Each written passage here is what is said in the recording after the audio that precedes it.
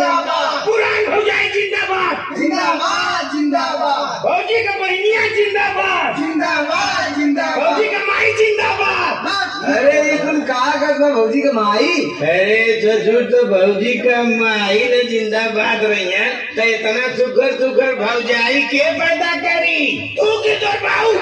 भौजी का माई जिंदाबाद जिंदाबाद जिंदाबाद मोटा मूसर जिंदाबाद जिंदाबाद जिंदाबाद करियवा मूसर जिंदाबाद जिंदाबाद जिंदाबाद छोटका बेलना जिंदाबाद जिंदाबाद जिंदाबाद मोटका चौका जिंदाबाद जिंदाबाद जिंदाबाद छोटकी चूल्ही जिंदाबाद जिंदाबाद जिंदाबाद बड़का चूल्हा जिंदाबाद जिंदाबाद जिंदाबाद जिंदाबाद जिंदाबाद जिंदाबाद जिंदाबाद। दे सफिया बहुत सारे बैठे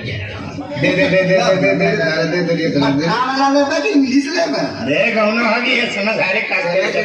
चले अरे कुछ आओ भाऊजी अरे कुछ चटावा देखा था कुछ खिया देना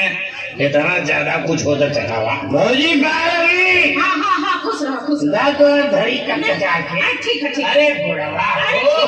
आजू चलिए नाराय दागी ठीक है पीले पीलेगा ठीक है खुश रहो। करता हूँ भी आवा तोरो जवाब तो मैंने करी मेरा लड़का कौन है तो रे और लड़का रमवा पलटिको वाला है हम पियाई ना खाना बनौले है खइबा का बनौले हो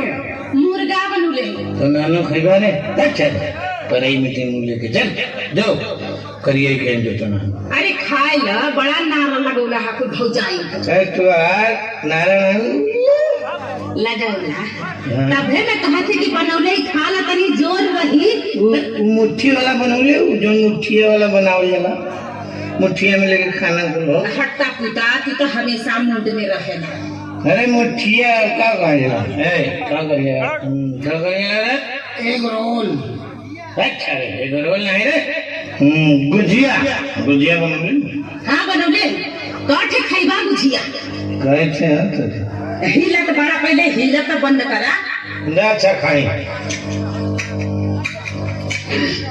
ए बोल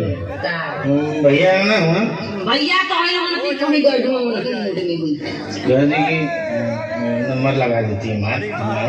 हमारे मोबाइल ना हमारे मोबाइल का भैया लेके गए हम तेरी की इतना वही पूरा बकलन दे काम बतावा सनी ये के हम नंबर कहाँ लगाओ का दी तो ये मोबाइल में नंबर लगाओ तो राती लगाओ राती के एकदम अरे कौनो अस्त्र